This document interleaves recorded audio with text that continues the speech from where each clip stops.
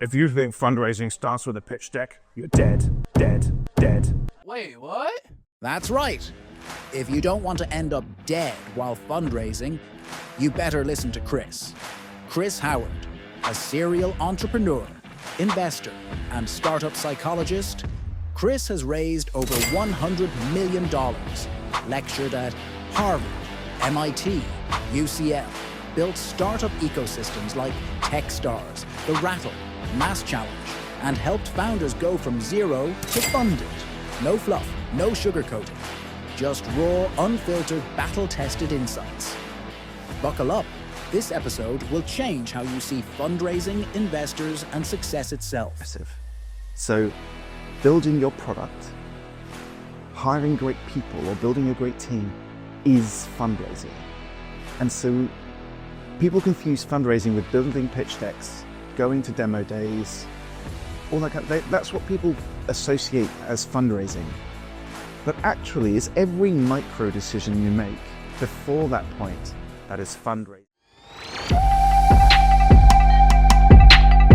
Hello guys, today we are thrilled to have, I feel like I need to do this, Chris Howard with us. Yay. Yeah.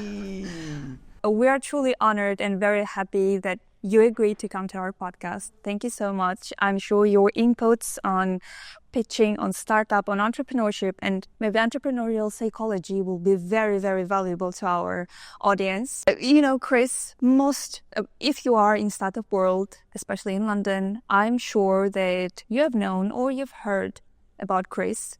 Chris has incredibly rich and versatile background. He's a founder. He's a psychologist.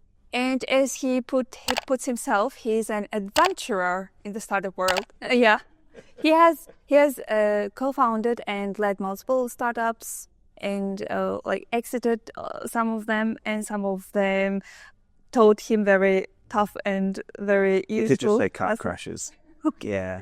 Let's say that. Yeah. But he's not just an entrepreneur. He's very prominent in academic world as well because he has a PhD in Computational Physics. I had to remember this word. Yeah, and research at MIT, taught at Harvard and UCL. So, but the most impressive so far, I guess, that you played in a rock band. You're a musician, and yes, for 4 years, and it's great. So, yeah, thank you so much for coming. A pleasure. Thank you for having me. You're welcome. Did I miss anything? Oh, I don't know. Like, it's hard to look at your own history and cherry pick things that would be interesting. I guess I tried to compete in Gordon Ramsay's TV show once. Oh yes, right. I got to the last 25 and then I quit because I was too scared. And sorry, you also cooked. Yeah. How old were you then? Oh, when was this? I was just graduating from Exeter University and didn't know what I wanted to do with my life. I tried many things at the same time. Like, I was trying to be in a band. I also tried to be a cyclist. So I cycled. Yeah, I cycled thousands of miles across Asia, raising money for charity. And then I went to medical school and then quit. Went to medical schools. Yeah. And then ended up applying to Gordon Ramsay's first season of The F Word. Okay. And I got picked to the last 25. And then I was like, I'm too scared. I don't know if I want to be a chef. Honestly, my kind of from the age of 22 to 25, 26, I was so confused about what I wanted to be when I grew up.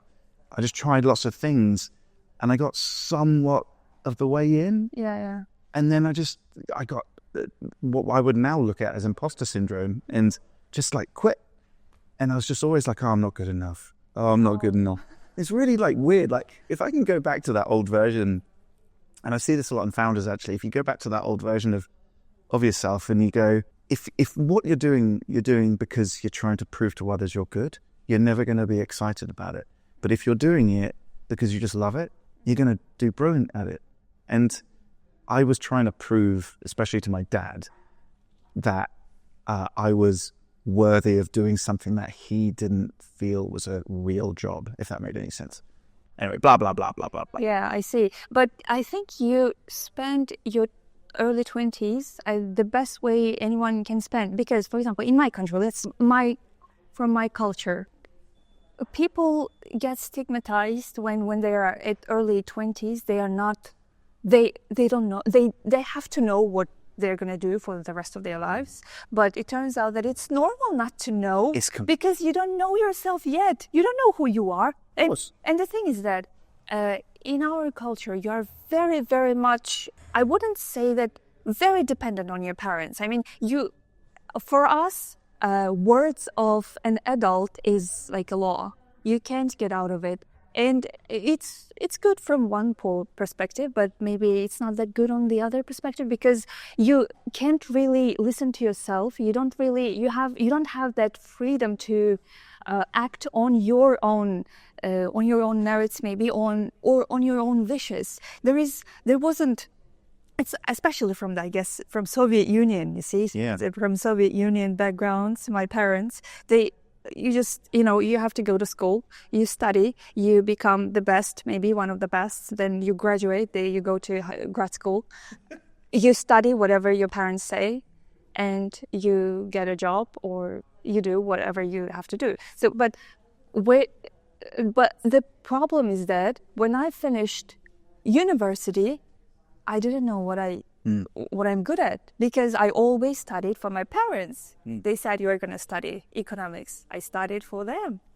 I wanted to be an actress. But you see, the thing is that there was... Still can. Oh, yeah, probably. I'm going to try some lessons. But yeah, I wanted to be always on performance side. And I think this podcast is also helping me, because I get to, talk. I get to be in front of people. It can be online, but still. No, but I think this is the kind of stuff I find really fascinating, because this is a hypothesis, so I don't know if this is correct, but it looks like in most cultures that the family is seen as an organization, and that when you are at school, you're kind of training to add back to that organization, and your elders are essentially trying to decide for you what's best for the organization. But we're now moving into we're already in a deeply connected society, a deeply connected world, where individualism, like being a human, is now celebrated. And so that human is the business of themselves, as opposed to the business of the family. And so it really resonates, because my dad was like, you're going to get a real degree, get a real job. And I understand why, he really struggled, for a long time. Well, it's hard to know, actually. Don't you think his imagination? It's so weird. I think he wants the best for the family. Does that make sense? Yeah, I get it. As the leader of the family, to some degree, wants the best for the family, which means that every family member must contribute, and in their own way. And I just thought, no, that's boring. And so I kept doing all of these things to basically prove, I think I was doing it to prove that you can make a career out of doing something a bit batshit crazy, right? And this translates to a lot later in my career as well. But yeah, it's the cultural aspect of the family unit and making career decisions on behalf of the family. It's so strange. Well, it's not strange, though. So hard to change. Hard. Yeah, very hard. Exactly, very hard. And the thing is that you feel guilty when you don't really choose that path, but at the same time you can't really succeed in that path because you're not very passionate about. You don't really live in it. You don't want to live in that one. Yeah, it's very, very hard. Yeah, very hard path, I guess. But I think that in general, people who are trying lots of things, they end up actually finding the thing that they really like. There's the thing they really enjoy. And you see, people in general, when you get to try many things, you start and quit. It is pictured as very something negative, because you feel like, oh, that person can't really focus. Of course, if you are just doing it for the sake of fun, maybe, or if you are doing this not in order to find your passion or in order to find what you really like, maybe it's a waste of time. But in general, I think trying a lot of many things is actually good. Because in business, that's how you build business. You try a lot of hypotheses, you try a lot of niches, you try until one works. right? Yes, generally. Or you do what I do, which is just make shit up until something works. Like there was I wouldn't go, it's like somebody who I've met a number of times, I wouldn't go as far as saying he's a mentor because we don't know each other well enough, but I was very fortunate to meet Gary Vaynerchuk a few times. He's in the startup world, a very well-known human. And I was in a taxi with him, and he basically said, I think, and I've heard him say this on podcasts, so maybe he was on some kind of weird repeat, but he said, Chris, like it's a silly American accent. He goes, Chris, you do know your 20s. I'm not even going to do it. He said, like, your 20s are about finding out what you're fascinated by. All right. Your 30s are about becoming a master at something. And then your 40s are about becoming a leader of something. And it doesn't need to be strictly in 20s, 30s, 40s, but what he's basically saying is that you can't become a leader of something that you're not a master of, isn't like in the skills and the knowledge. And you can't become a master of something unless you are fascinated by it. And so now if I look backwards, like some of the best founders I've ever worked with, ever, and it's a rule of mine when I invest as well, by the way. Right. I just will not invest in somebody unless they've had this chain of experience. And it doesn't need to be 20s, 30s, 40s, but it's like this chain of experience matters. And it can happen in cycles, so it can happen multiple times.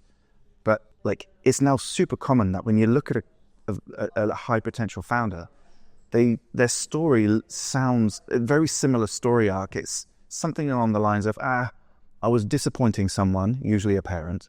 It's like I was disappointing someone. So I went off and rebelled. And then I tried a lot of things because I felt sad and I just wanted to make myself happy again. Realized I loved this thing, decided to either go back to study or did lots of experiments, became fascinated, threw myself into it. And then I thought, wait a second, it can be better. So I'm going to make this thing to make that better. And that sequence is like in 90% of high potential founders exists. And another key component, and all the psychology plays out, which is a nice segue, I guess, but like the way the psychology plays out is many founders who represent that story arc that then go on to found companies that exit for a profit. So that's quote unquote success to some people. But those who actually exit for a profit, they have all experienced a significant trauma before they start their business. It's another very common pattern. I can't remember the exact number, but it's something like 85% of founders that go on to successfully exit experienced a trauma prior to starting the company. And that could be, it can look in many ways. Like it could be a work-related trauma, a family, something completely different. But there is some experience that basically prepares their body and their mind and their biochemistry for the torture starting the early stage of a business. And like, so I think looking back now in my history, like I can see these story beats, these little moments, and being like competing or trying to compete on Gordon Ramsay's show was one of them. And I can now look backwards and go, I forgive myself for the path that I took. Whereas in the moment, I just felt like, what am I doing? This is quit again, waste of time. But now you feel that it actually was a good thing that you did. Hands down, yeah. And don't get me wrong, I'm by no means where I'm not at my kind of target for myself yet. But I look at what I've now achieved and I'm like, that's pretty good. And it was all kind of part of the story. So, yeah, there you go. Don't know why we spoke about that, but we did. Yeah, we did. Great. Okay, well, we can go into, I guess, Chris has a podcast, not podcast, like a YouTube channel. Yeah. Yeah. Chris Howard. So down the garden path. Down the garden path. I'm going to ask you why there's a down the garden path, where he does like cold reads and pitch reviews, which are really harsh, very, very harsh. But I think it can be very useful because most of us, I'm sure, do the same mistakes while reaching out to investors, potential investors, and of course, like while preparing our pitch decks. First, now I'd like to learn a little more because we are also at the stage of building a startup right now. We're not fundraising yet, but we want to be ready, ready. investment ready? Is it investor ready and whatever? ready? Yeah, okay. So I think it would be very useful for us as well. So for us as an early stage startup, what kind of conditions, what should be the terms that we need to meet in order to start pitching? It can be personal, it can be professional, and it can be business-wise in terms of startup. How should the startup be working at the moment? What do you say? Did you get my question? I think so. So if there's just to kind of put maybe a full stop on the end of that last section, because it might segue into this. It's if I was going to claim that if there's anything I have deep knowledge of and deep experience, it is the psychology of fundraising in particular. Yes. So that's very. There's many things. I started a company in the publishing world for self-published authors to understand their audiences. I built a large accelerator off the back of something that was built in Boston called Mass Challenge. Been involved in supporting and venture building companies with early stage founders like MemGraph and DataSign and 1/3 Stories. But if there's anything that I've seen and really deeply dived into, it is trying to remove all of this, frankly, if I'm going to be honest, really bad advice that founders get, particularly around fundraising, from people who are doing what I call armchair CEO positions. So they sit back and they're like, if I were you, if I were the CEO, this is what I'd do. But they've got no experience, no emotional experience, no practical experience to give any good advice. They're just morons, frankly. And so I just want to, I've spent my the last 10 years at least in everything that I do systematically trying to understand how investors do make decisions and how founders leverage the money that they get, and frankly whether or not founders even need it. So I think, going to the question, I look at all of this through a psychology lens. There are other lenses, of course, like economic lenses is another valid one. But looking at it from the psychology lens, truthfully, most of the time I find entrepreneurs are raising money not because they need investors' money in particular, but because they want to be validated by investors. Does that make sense? Very interesting. Okay. But the thing is, interesting. But I thought maybe, in my opinion, it was it's better not to raise if there is an opportunity. If there is an opportunity to grow your business without raising, because I feel like raising is great. I mean, of course, raising experience must be really. I haven't raised yet. Oh no, actually I did raise once. Yeah, I did raise once before to my other business. It wasn't a startup. It was a ballet studio that I wanted to open. It franchise. I did raise from a total stranger over Telegram groups. That's one way to do it. Yes, I did, but I didn't end up opening it. I think it was first, of course, I did raise, we agreed, we signed up everything, but at the end, I had to move here. I didn't know whether I'm going to stay in Turkey, and I had to move. So at the end, I decided to move here. So it was very thrilling. It was some kind of it's a rush. Yeah, a rush and adrenaline or something. Having meetings all the time. It was a good experience for me, really. However, when I knew that money was approaching, the money is coming because he agreed. We're signing, we're done. I felt such a pressure because I have to give that money back, and multiply that money. It was a huge pressure that I felt. I don't know, and I feel like if there is an opportunity to grow your business without raising, maybe that's a good path. Maybe I don't really. There's so many ways to look at that experience, and there's so many ways to look at the question, because which is probably not all that helpful. But the reason I think the core to my message is there is no one piece of advice. Of course. For any one founder, because there are so many kind of axes of decision to make. Now, what it sounded like you were describing, which I've felt many times, I've done 16 fundraisers and raised just over $100 million. And the thrill of the thing is something that's very hard to explain, because while you're doing it, you feel like the world could collapse at any minute. Exactly. Of course it won't. no one's going to die. Or at least they shouldn't. If they are, then you should really stop. But like it's, no one's going to die. Nothing really bad's really going to happen. Usually the worst case scenario is you don't raise money, the company doesn't succeed, but you have a badge of honor for trying and you've made some great relationships. That's normally the worst case scenario, but that's just not how you feel. You feel like you're on some kind of weird roller coaster. Exactly. Where you kind of enjoy telling other people how hard it is. And you enjoy giving people, I did this pitch the other day and it was like torture. I hated every second. But the weird thing is you love talking about it. Because because you feel alive then. And so this comes from a psychological principle of loneliness. And what actually happens, one of the reasons this happens, it's also called the rebound effect. So it happens a lot in relationships. So what tends to happen when you're fundraising is the founder that's fundraising is usually one, supported by others sometimes, or at least they think they are, and they're doing their best, but they're not really. Like, they just believe they are, but you're not internalizing the process. So, like, that founder suddenly becomes isolated and becomes lonely. And so you talking about the challenges is a way of bonding with other people who also feel lonely.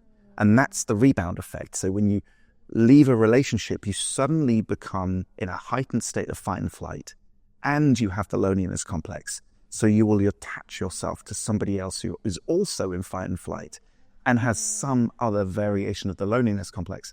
So founders do it all the time. And it's one of the reasons I think people continue to fundraise, even though they know they're not going to get any money, because you feel this sense of bond to other people who are struggling. And you're constantly given the shittest advice in the world. It makes my blood boil of like, it takes 99 meetings to have one yes. No, it doesn't. It absolutely does not. That just means you were shit at 99 meetings. Like, sorry, that's just nonsense. It means you targeted the wrong person. You had the wrong conversation. You weren't ready to raise money. It's like, it's not a guessing game. It's not luck.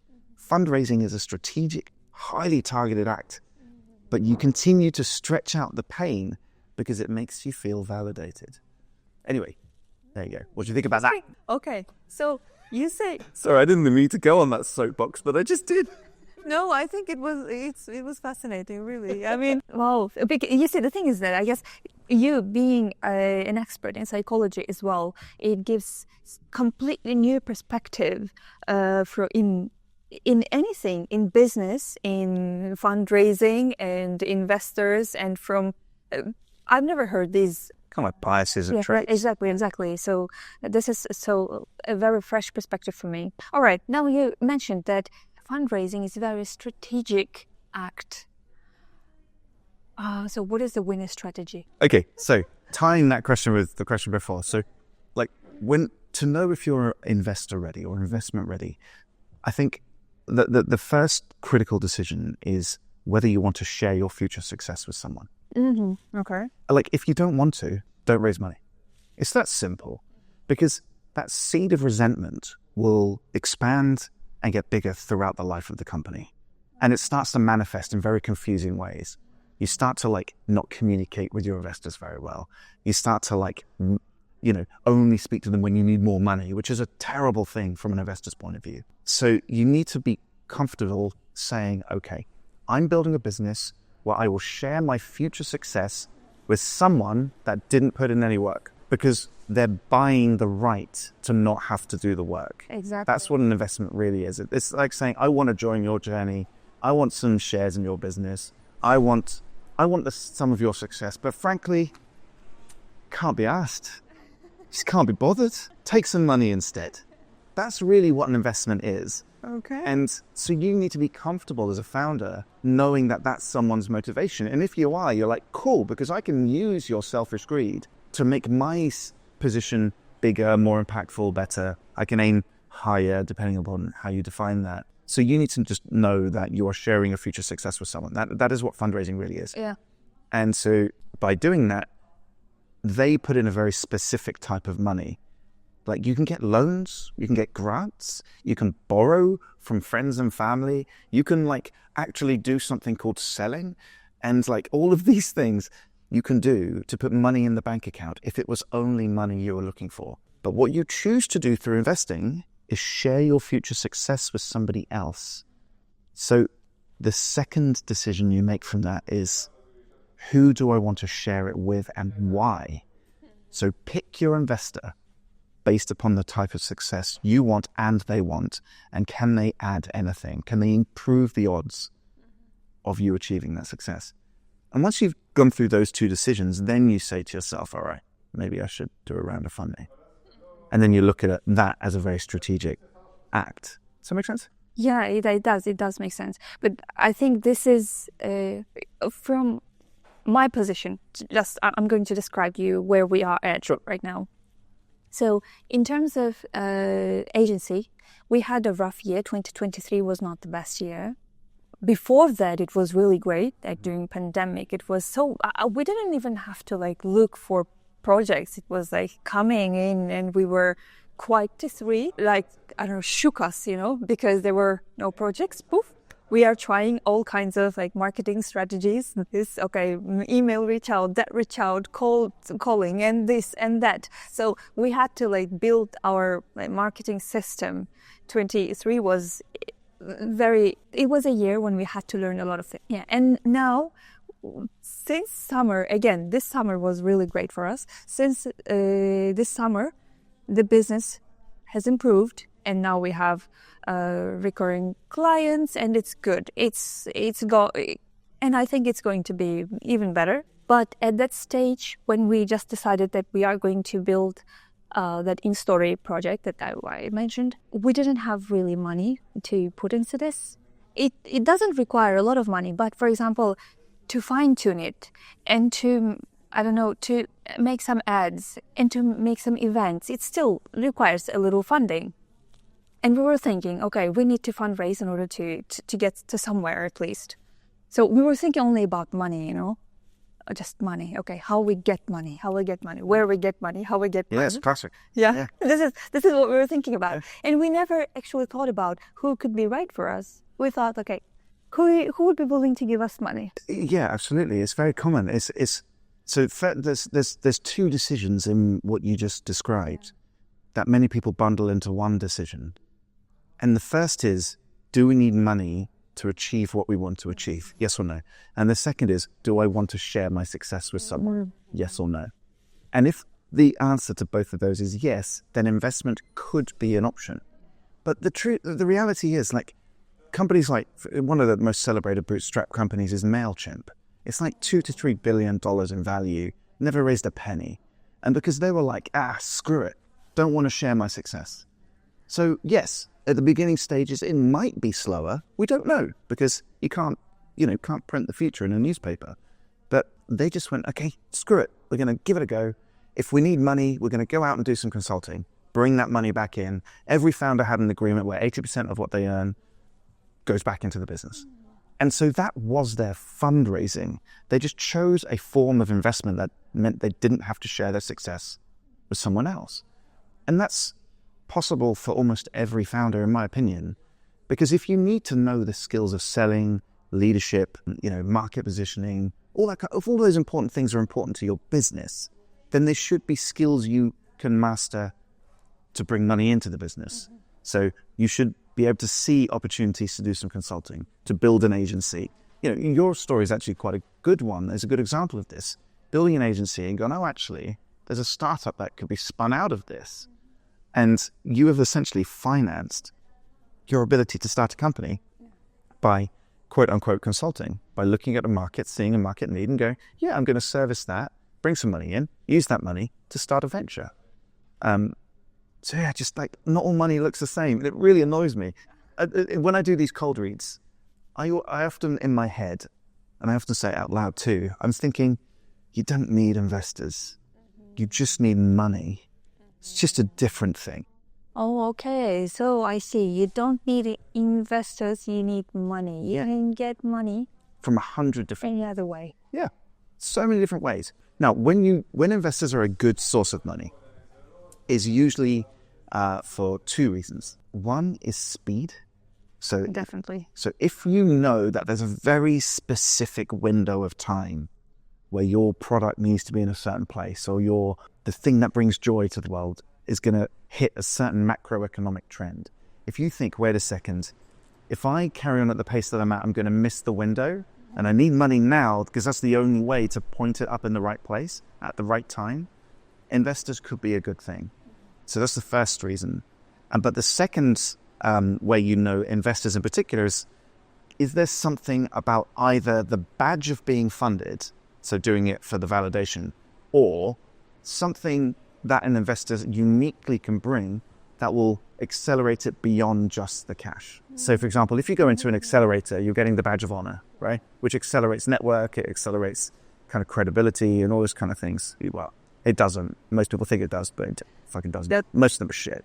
Let's be honest. Anyway, sorry. I feel very strongly about accelerators. Most of them are terrible. Having founded a number of them, I know. Anyway, so yeah, you do it for the credibility and often the network or the access that these investors bring. But yeah, is there a very unique window in time you need to meet? And is there some credibility that you need? Investors could be a good source of money. Yeah, right. Next. Yeah, definitely makes sense. Again, about the fundraising, about actually pitch decks and outreach, I guess. Yeah. So let's say that a founder decided that they need money and they want investors. They want to share. Yeah, exactly. What is the best way to reach out, and what is the best way to present yourself? For example, I heard from your podcast, other podcasts, that you were really great at pitching, that you're really great at fundraising. And what made you great at fundraising? Maybe besides your personal charisma, what made you great? Exactly. What? No, you said I'm adored, right? Yeah. Thank you. I agree.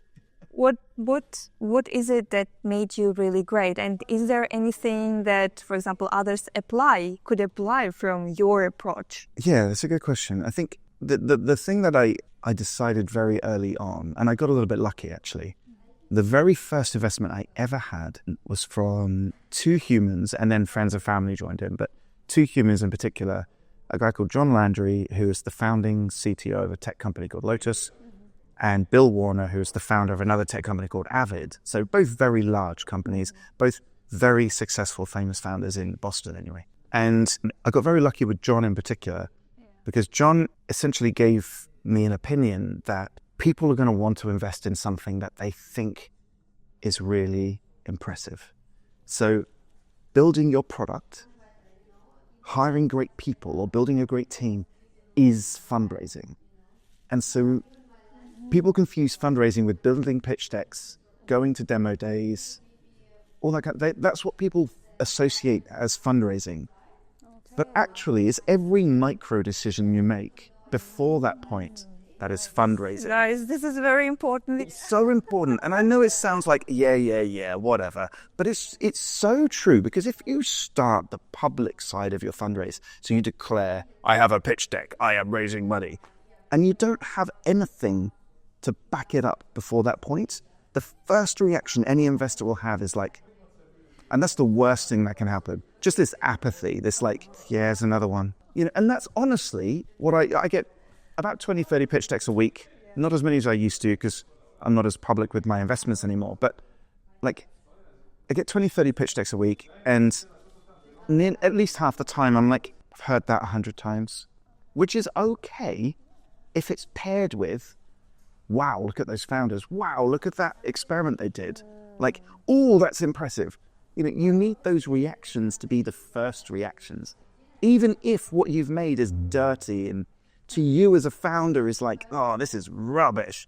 Or just like, yeah, my co-founders and I were just chumps. Like, even if that's how you genuinely feel, every micro decision in how you build your product, how you focus who you work with, where you are, the way you speak, like the places you go, the way you spend your time, every single tiny micro decision is fundraising. Because the second you hit that pitch deck or making that pitch deck, all you're doing is representing the work you've just done. Does that make sense? Yes, it does. It does make sense. Definitely. In my opinion, the biggest mistake people make, and it's the one thing John Landry was just like, he had this like really big voice. Oh, Chris, look, if you think fundraising starts with a pitch deck, you're dead. I just remember it. I remember you saying it. So, you're dead. It's like, what do you mean, John? It's like, well, do you think building a great product is fundraising? I'm like, no? Well, you're dead. I'm like, okay. And it's not so much building the shiniest product with the most users. That's not really what I mean. What I mean is that the more obsessed you are with being brilliant at what you're currently doing, that is fundraising. Yeah. Just you focus on your work. Is that your... Exactly. Focus on your work. Focus on the thing that you trying to build. Because when it comes to asking for people for money and they see that you've been obsessed, it's so attractive. From an investment point of view, you're just like, finally. Someone who's obsessed with being good at being a founder as opposed to being obsessed with being good at fundraising. Like, don't give a shit about fundraising. I've invested in people who can barely string 2 words together. They're just like idiots when it comes to like pitching. But they're obsessed with making brilliant things. And I'm just like, yes, take my money. I don't really care how you talk or what you look like or how you behave, other than you're obsessed with making something brilliant. So on that note, how you go out, assuming you have been obsessed and you've made the decision, I tell you what, I'm comfortable sharing my success with people who are probably a bit lazy. And I believe there's this narrow window of time which I'm not going to hit unless I speed up. And speeding up often looks like having more people or more services or more tech, which you can't afford out of your own pocket, at least not in the time you have. Assuming all those have happened, the first thing I always recommend to anybody is you create something called an Acorn Network. Acorn Network. Acorn, like a little seed network, Acorn Network. I call it an Acorn Network. You're trying to build an oak tree. Anyway, this Acorn Network is basically 2 or 3 people that you trust that are willing to say, I'm never going to invest in you, ever. I will never write you a check. So you can tell me everything that's happening, knowing you don't need to impress me. I see. Okay, right. We have decided you are forfeiting the ability, you have consciously said, I'm not going to take your money. I want your money, but I'm going to say no. Okay. Because I need you to tell me what I don't see. Oh, That makes sense? Yeah, I see. So that you wouldn't try selling, you wouldn't Never. try impressing. Never. I see. These are people you are comfortable looking stupid in front of, Because you won't look stupid. You'll just look like you're having a hard time. People confuse looking stupid, they're just having a hard time. They're different things. So you create this Acorn Network and you basically say your job as supporters is to make sure I'm not blind to what people are telling me. And I can't tell you how that one thing will make an enormous difference throughout your entire fundraise. Because they then start to trust you. They start to like you. They start to want this thing to win. And there's a piece of psychology called the IKEA effect, which essentially says that the more somebody contributes to the construction of something, the higher the price tag they will put on that thing. I see. And so if you have these 2 or 3 acorns in your network, they'll feel like they're adding lots of value to you. They'll put a higher price on it. They'll be more willing, therefore, to introduce you to higher grade humans, at least in their opinion. They'll be more willing to come and meet you more often, take phone calls when you're crying, because you cry a lot when you fundraise. Probably. Yeah, still cry. And they will reflect back. They'll read your emails, for example. So I was on one of an example I like, and I don't know if it's going to be comfortable with me saying this. So one of the founders of a company I helped build in 2016 essentially was like, I don't know how to communicate with investors. And he's an incredible engineer. If I'm actually going to say he's the most talented person I've ever met in my whole life.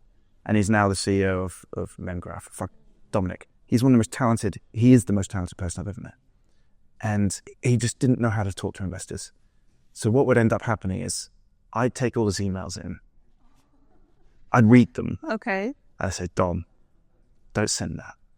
Don't send that. Let me reword it for you. And I basically ended up writing about 70 to 80% of all of his comms to all of his investors. But they didn't know. But because I was in his Acorn network, it didn't matter. But what ended up happening was in like the first 10, 15 meetings, he closed his round. And it was just like, it's because you have somebody who tell you what other people are saying that you just don't want to listen to. Does that make sense? Yes, it does make sense. It does actually. And I think it is a really great way to start, to be honest, because, well, I've never heard this kind of advice, and I think it's worth trying, because, you know, what are you going to lose? You're just going to get, like, you're not going to lose anything. 9 times out of 10, those acorns invest anyway. Probably, yeah, because they see how you are, how patient you are, how much you are working on it. Yeah, and exactly, they trust. Ultimately, people invest because they trust that person. And this is, again, it's another misconception, is people think that they invest because you are going to make a big company. It's like they want that to happen as a well-informed... They hope that's to happen. But they won't know if that's going to happen. What they can try and know is whether you're full of shit. Of course. That's what they can do in the short time they had, is say, is this founder just lying to me? Are they just deluded? That's what I really want to understand. Because if I'm convinced that they are not stupid, that they're not reckless, that when they say they're going to do something, they're going to do it, or at least die trying. Those are the kind of things that make you go, I can trust that person. Now let me look at, like, the story of this. Yeah, what we're building. Yeah, now I'll have a look. And it's just so important. Yeah. Yeah, that's great. That's great. Thank you so much for sharing that. And I would say, yes, I wanted to talk more about the accelerators. That, you know. Let's go there, shall we? Yeah, I think so. All right, I'll prepare myself with a nut. Okay. All right, I'm going to take one as well. I'm going to take this one. Yeah. Go on. Let's talk about a subject which will probably get me fired from the startup world. Accelerators. I just said that most of them are not really helpful. This is how I'm going to rephrase it. That's all right. So you worked with accelerators like Mass Challenge, Techstars. So, and you've been around founders all the time, and I'm sure that you have somehow you can see better than others, much better than me, and evaluate like more accurately. I've got more data to form a pattern against. Yeah, I guess it's probably a fair way to say. Yeah. So I'm not sure if I should ask them which accelerator. It's all right. Not so good. You can do that. Nice. Okay, then I'm gonna go ahead and ask that. So, how accelerators can be really helpful, and which accelerators really can help you, and which are, like, most of them waste of time? Well, almost all of them are a waste of time. I mean, almost every single one is a waste of time. And so that's just my opinion, of course. But let's think about the reasons. An accelerator is a tool. It's a thing you can use to advance your position as a founder or as a startup or both. And so if you're going into an accelerator for a very clear reason and you're willing to pay the cost in equity, then it's not a bad thing to do. But most of the time, almost every time, that people join for accelerators for two reasons. One is because they want to feel validated, which is what I was getting to before. Yeah. It's like, yay, people from Techstars think I'm great, therefore you must think I'm great. But then a good investor looks at what they've done and said, you haven't done anything. All you've done is hop from accelerator to accelerator to accelerator, to program to program to program. You got lots of logos, but no fucking product or user or customer or whatever. And so if anything, that's a negative. You get this, at least from people like myself, if I see that, I'm just like, you're just an accelerator surfer. I'm not interested. But, so where they're good is if you know what you want to get out of it and you have referenced that accelerator delivers that thing and you think it's worth the money. So I'll give you an example. Oh, and the second reason people join is because they think they're going to get funding at the other side. That's the other reason people join, which rarely happens, by the way. Yeah, it's a very small percentage. There is no higher success rate from investment from accelerators as a whole than just not being an accelerator. The statistics will all tell you that. There's no difference. It has no positive impact whatsoever. It's just the same. Because the company is just the company. It doesn't matter. There are a couple of exceptions, but I'll give you a good example of going into one. You can say, as a founder, it's my first startup. I don't really know anyone. I've got an invention, which I think is really cool, but I don't really know anyone. My co-founder and I, we don't have a network. We don't know many people. It's our first business. We plan on making many businesses after this. I need a network. So you pick an accelerator that has an incredible network. And then you ask yourself, is between 5 and 15%, whatever it ends up being, is that worth the cost of getting what could be a network for life in exchange for this position in the business. And to me, that's a good reason to go in. If you're going in saying, look, whether I get funding or not is not the goal. The goal is I want to walk out with 20 relationships, which I couldn't get in 20 years, but I can get in this accelerator. And so all of your activity in that accelerator should only be focused on building that network. Nothing else matters. Don't waste your time with all these pointless talks on business model canvas. That's nonsense. Like, it's absolute nonsense. Just, hey, I want to meet every single mentor.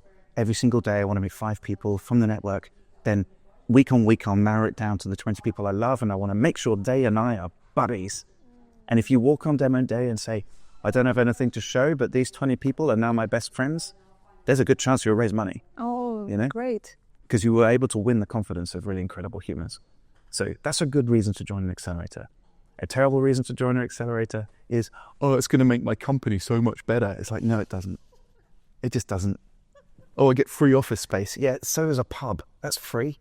I mean, you might have to buy a beer or two, but like it's technically free. You could work in a park. Like, it doesn't matter. Like, oh, mentors. It's like most mentors are shit. They don't know what they're talking about. They've not done the thing their whole lives. Sorry. Stop. Oh, dear. The mentors there don't really have experience in failing a couple of businesses or building a couple of businesses. Maybe they don't have that experience to share with you, right? And I don't think that all the mentors in all the accelerators are those types of people. It's a literal impossibility. Yes, it's impossible. There are something like 2,000 accelerators in the UK. And if you as a founder care about being mentored by a previously successful, quote unquote, founder, or at least a rich, experienced founder, they're not going to be in all 2,000 accelerators. They're going to be in like 3 or 4, which tend to be the Techstars City programs, which are very good. The London programs, excellent. The sponsored programs, usually shit. It's going to be YC because it's the best at fucking everything. Yeah. And it is as good as it claims. People will naysay it, but it's got the brand capital now. I'm a huge fan, actually, of Entrepreneur First. I think it's astonishingly good. Entrepreneur First. I did apply for Entrepreneur First, but I wasn't. I think I'm going to try and apply this again. It is wonderful. It is. It does the right thing. It basically says, our job as an accelerator is to accelerate your relationship with your co-founder. That's really what it's about. Nice. It's like, that's what we do. And then if you and your co-founder do magic, we'll put you on a stage. And that's what Entrepreneur First is about. And it does it brilliantly. So good. Techstars City program says, we are going to get you investor ready for demo day. And that's all it really focuses on. It's all about being investor ready. So you must enter Techstars knowing your goal is to raise money on the other side. So all of those decisions we were talking about need to have been made before you enter the program. If you want like an ultra great network accelerator, there are, that's what Mass Challenge was really good at. Okay. There's tons of mentors. Frankly, most of them pretty crap, which is why you have to meet as many as you can and then narrow the mid-levels. Yeah. Excuse me. And that's partly because so many of these accelerators, they take their investors as mentors, or they take their sponsors as mentors. They're not the mentors you often want. They don't build startups. They don't do anything, actually. I don't know what they do. But a third good reason to join an accelerator, now let's just say, is a sponsored accelerator. So that's where there's like powered by Barclays or whatever it may be. If you know you want to sell to that company, then it's a good reason. Yeah, okay. Otherwise, you are going to be mentored into the earth. Like your company will die. The decision to enter an accelerator, like, I don't know. I don't mind naming names, but I'm probably going to make some enemies. If you join the NatWest eSpark or whatever it's called nowadays, it's going to help me raise loads of money. It's like you've just killed your company because you're going to spend 6 months doing something that has no effect. You're going to lose credibility. You're going to lose traction. Oh, okay. You're going to lose credibility as well. Yeah. Oh, I see. You might raise some money, but you'll raise money from idiots. Oh, right. I see. That's... I should probably stop talking. Okay, I think we can... As I said, I did apply for Entrepreneur First, but I wasn't accepted. And it's probably because of my background. As I said, I wasn't in business. I was mostly in corporate jobs, the whole my professional life. I was in sales and marketing. That's what I did in It was in Turkey, in 3 different companies, in sales, like in international sales, this. And last year when I moved, of course, I heard about Entrepreneur First, and I wanted to, of course, I did apply, which I wasn't accepted. And I think I'm going to try again. Definitely. Like, most people don't succeed in their first attempt. Yeah, I'm going So I don't know what the exact stat is. Again, I'm not very good at stats, but it was something like the majority of people who get accepted to Entrepreneur First, it was their second or third attempt. So it's like most things, the first time you try, you're like, damn it, I didn't say it properly. Because they don't review you, they review your application. Yeah, what you write, what you present. Exactly. And so it's not a judgment on you, it's a judgment on what they've read or seen. And that's very different. And it's sometimes hard to take in as a founder. Like, I've been judged. It's like, no, you haven't been judged. That piece of paper was judged. And the other thing I think sorry if this is slightly off tangent, but related to the accelerators is another thing founders make a mistake of when they try and pick an accelerator or try and enter any accelerator, just apply for everything, is they have to understand who the customer of an accelerator is.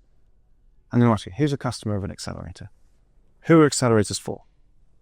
For startups, isn't it? Oh, for investors, actually, yeah. You're not the customer of an accelerator. Yeah, I'm not a customer. You're the product. So, the goal of an accelerator is to essentially allow investors to pick investments more easily, and now the second one, which is normally what happens, to show what's called paper gain. So I've invested at a £1 million valuation, now everything's worth £5 million. Look at how much gain I've got. So those investors can then go to other people and say, look at how good I am at investing. Give me more money. That's honestly how most accelerators work. So let's really, really break it down. This is so important for founders to understand. If there is an investor-led accelerator, which is the majority, not all, but if it's an investor-led accelerator, like Techstars, investors, called LPs, invest in the accelerator. Some of that money, but not all of that money, is used to give the teams or companies some money. The rest of it is kept as management fee. Those investors will invest for a founder, terrible terms. As in for you as a founder, you'll be like, I've given up 10% for 16 grand, but it's get the accelerator. Now, you receive 16 grand, but the accelerator keeps about 75 grand for its services and fee. Not saying that's a bad thing, but I'm just saying that's what happens. But an LP, the person who invested in the accelerator, now has 10%, let's just say for argument's sake, at a £1 million valuation. They're just like, yes, nailed it. And then when you go to demo day, yeah, and you raise money at £5 million valuation, that LP says, look, I've just 5x'd my money. Yeah, it was 1 million. Now it's 5. And so they then go, ka-ching. Not that they expect you to give them the money back. They will then go and say, look at how good I am at investing. I am now going to go and raise a fund of my own. And I'm going to use these examples as a way of getting other people's money. So people invest in accelerators, not because they want the startups to necessarily succeed, because they want their position as investors to improve. Does that make sense? Yeah, it does. It does, definitely does. So you want to find a program where both people win. And they're very few. I see. Very few. What do you think about, because we applied for Antler, but No. I'm glad you failed with Antler. I'm yet to know of any success stories that come from Antler. Oh, really? Okay, well, it's just one of our podcast guests, they got funded by Antler. They were... and lost 40% of their business? I don't know how much, but I know it's a lot. I don't really know, but yeah, but it wasn't small percentage. It wasn't like 10%, maybe around 20 to 30%. So, and they got, I don't know, it was £80,000. So Antler isn't an accelerator. It's a venture studio.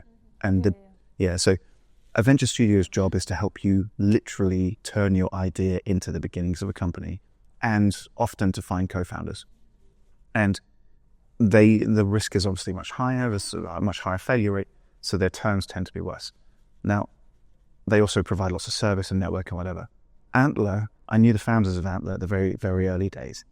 And when they started, I was like, wow, this is like a venture studio that's targeting people who are leaving major corporations, which I thought, great idea. Entrepreneur First is targeting academics, largely. Antler targeting ex-corporates. People who don't want to go and get another corporate job but have a lot of knowledge and network. Brilliant idea. But now Antler's like in 20, 30 places. It's spread so thin that there's not one single Antler program which has produced a strong result. Like Y Combinator was very intentional in staying a one location thing because it wanted it to be like the focal point of everyone's attention. When you're spread across 20, 30 places, the mentors, the 2,000 mentors, don't know where to look. Yeah. So I used to like Antler. I now think it's a waste of money. Yeah. But Entrepreneur First is great. Zinc is pretty good. Carbon 13, fucking fantastic. Carbon 13. Yeah, in Cambridge. Absolutely brilliant. One of the... I've heard a lot about it, but I didn't know. It's absolutely brilliant. Like I founded a venture studio called The Rattle. It's sadly no longer going, but that was deeply focused on artists and hackers. And we had a lot of success starting companies from there. But we focused on only 2 locations, LA, London, nothing else. We wanted our reputations to be really narrow. And that's the issue with many of these things that expand, like Techstars ended up going everywhere because they sold it to Disney, they sold it to Kingfisher, they sold it to Barclays, they sold it to all these places. And eventually it just got so watered down. There's just not enough good humans around, you know? I see. And the management also, keeping the quality at the same level it's very hard. Yeah. It's a human business. Of course. It's a consultancy with the business model of a VC. That's all it is. You're not the customer. You're the product. That's right. It's not that they don't care. It's just that doesn't matter. Yeah, their goal is a little different. It's so different. Yeah. And it's so often not aligned. Well, it was a great, very honest opinion on accelerators. The shit. Thank you so much. Anytime.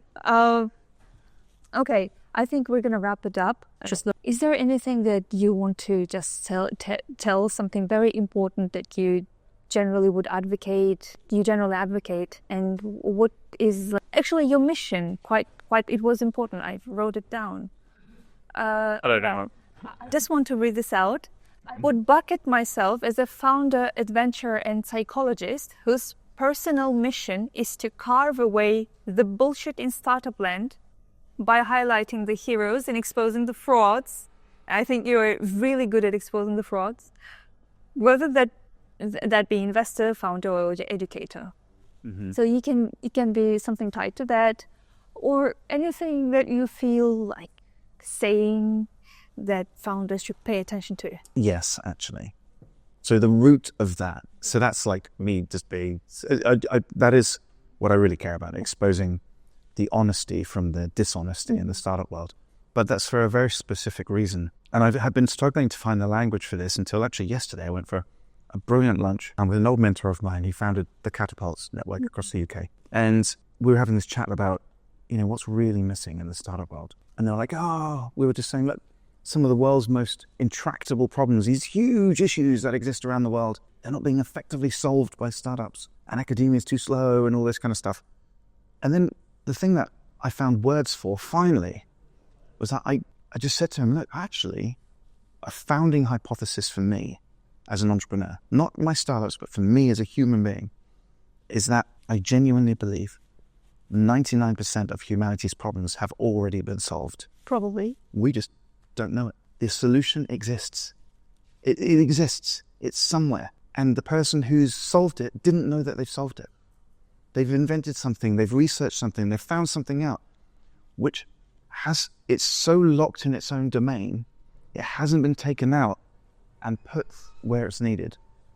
So if there's any message to this new wave of founder that I'm seeing, which tend not to have any specific domain experience, which can be okay. It's different to how it was, but it can be okay, particularly with all the AI, and I can go into that. As a machine learning guy, I can definitely go into that. But with all of these tools now, for you to be able to understand that there are solutions in places you'd never think of looking, I encourage every entrepreneur to say, wait a second, I don't need to be the expert at this problem to solve it. What I actually need to be is an expert in finding solutions that other people have already thought of and applying it to it. You need to be the translator of somebody else's science to this issue, because I'm willing to bet 99% of the problems that exist have already been solved. They're just somebody's not translated it into a startup. Where so many founders now are just obsessed with like, I must solve this problem. It's like, look, the solution's out there. Go find it, turn it into a company. That's now what I think the modern founder really is going to be incredible at, which is different to 5 years ago. And it's all being powered by services like Scite, S-C-I-T, which condense academic papers into a large language model. And I use it every single day. Scite. Every single day. And you can ask it a human question and say, is there a solution to this problem? And it'll say, oh, these academic papers might have it. And so you then read the academic papers. Or you can just say, hey, Scite, I'm not as nerdy as you are. Can you just summarize those papers for me? And it does. And you're like, that's what I've been looking for. So the skill is no longer finding the solution. Sorry, at least inventing the solution. The skill is translating the solution. And that's what I'm obsessed with as an investor now. People who are incredible translators. Because I think that's the next wave of founder. Okay, that's very, very important piece of information, yeah. Not everyone agrees with me, but I don't care. Thank you so much. Pleasure. Thank you. I wish we had, I mean, actually we do have time because it's on us. I mean, it depends on us, yeah. I'm not gonna keep you any longer. We've been talking for quite a while. But I haven't paid any attention to this. Right. Thank you. Yeah, the AI actually is very important. Can we just let's go there. A little bit? Yeah, let's go. Everyone's got there. an opinion. Exactly. Yeah. So I need to hear your opinion. In what way? AI and founders using AI, leveraging AI, and just leveraging AI, just using AI, and I don't think. Okay, how they should leverage AI to actually bring them forward, bring their help their business, not just for the sake of AI. Mm-hmm. So yes, I have an opinion which it definitely falls into one of the established camps, but I think it's a slightly nuanced version. So you can look at AI in two ways as an entrepreneur. You can look at it as something that you're contributing to and adding to the AI ecosystem. And by the way, AI is not really a thing. It doesn't really exist. When people talk about AI, they really mean large language models. That's what they really mean. They mean the ChatGPTs, the Geminis, the Hugging Faces, whatever. Claude. And that's what they really mean by AI. It's like, is there a way to talk like a human to a machine? That's what most people consider AI. Can I ask it a complicated question and get an answer? That's what most people mean. But AI technologists, what they really think about is machine learning. It is, how do I train a computer? Yeah. How do I make it more informed than I am? And that's really what most engineers consider to be AI. And the techniques for doing that are becoming exceptionally advanced. So you can advance the machine learning of AI as a thing. And if you're doing that, I think you're going to make a winning business. Definitely. Definitely, but it does require a lot of technique. So, yes, expertise. You need to be good at the dance. Yeah, you have to be very good at it. If you're not good at it, in my opinion, your only choice is to look at AI as your co-founder. I see. As a supporter in terms of... It's not just like we do AI. I have got an AI tool for whatever. It's like, no, you don't. You're using Gemini. You're not an AI company. You're a UX company on top of somebody else's AI. And so you must, I personally believe if you can get into the relationship with artificial intelligence as if it's one of your co-founders, you pick a system, you pick a set of models, you pick a model maker, let's just say, the Hugging Faces, the apostrophe, I forget the name. And Amazon just invested $8 billion into them. And, Aphoca 3, I don't know, can't remember. If you pick a system of AI and you say, that's my third co-founder, and I genuinely think this, if I ever see this, I'm going to go, right, I'm taking this deck seriously. If I see on a team slide, they put an AI model on it, I'm like, you finally understand what AI is. All right. What can actually use this large language model for? And the trained models underneath it. Because if you think of an AI as a human, that human has a whole load of experience, I want the right experienced human in that team for that problem or that solution or that ecosystem. So you need to pick your model much like you pick a co-founder. I see. And then whatever you build on top is nothing more than a representation of the founder's experiences, skills, and views. Whereas if you are an AI company, I'm like, you're not. You're just not. Yeah, I see. Sorry, you're not. You see, what you said, it actually resonates with our latest project to one of our customers in Dubai. We are building for them an HR agent. So we are training it so that it would first, of course, collect all the data from the company so that it would know what kind of vacancies are available and what should be the job post. And of course, it will have to go through the CVs and pick the ones that are the most suitable. Is it somehow close to what you meant? Well, yeah, you're kind of, so the model underneath that processing is arguably a co-founder of that HR business. And just much like a co-founder can be, the head of sales or customer service, whatever, every other hire is an extension of their philosophy and how to do that part of the business. AI is no different. So the models you use, whether it's coming from the Hugging Faces of the world or from the Googles of the world or from some obscure open source model, doesn't matter. The model you choose to train or create becomes the co-founder of that project. Nice. And so you're not contributing to the field of AI. Oh. You have a skill set which has been branded AI, which is actually machine learning, that if you treat as a co-founder, I think you'll be much more successful. Oh, yes, it's so something very different for, again, talking to you was really like eye-opening, I'm just a dork. I heard in one of other podcasts, I don't remember the host, there were three it was you and him and one lady, like a year ago maybe. Oh, it was probably The Business Without Bullshit. Yeah. That's Andrew Rowe's podcast. He's a legend. It was so interesting, yeah. And he said that because you dive deep into something. If you are curious about one subject, you don't just, ask the questions and maybe leave them without answering. But no, okay, now I have some questions in physics, so I'm going to go into and do PhD on computational physics. Yeah, you got to have a micro moment of session, right? I see. Yeah. And when you are obsessed about one thing, there is no way you can't know. There is no way you don't learn very specific angles in that field that you could leverage in business or anything. Yeah, very much. Yeah. And when you pair all of these different experiences together, you get a very kind of unique view. Exactly. I'm not saying correct, but it's definitely unique. Yeah, it's fun. Yeah, it was amazing. I had so much fun talking to you.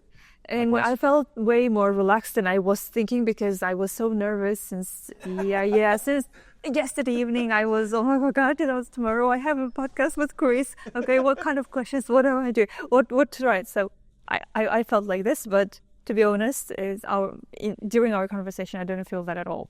I appreciate it. Yeah, thank you so much. much. It's a really nice thing to say. Thank you again for coming, and thanks for tuning in and listening to Chris Howard. I'm sure you learned a lot, and I will add his whatever makes sense. Yeah, or whatever we feel we should share. All right, see you in the next episode. Thank you so much.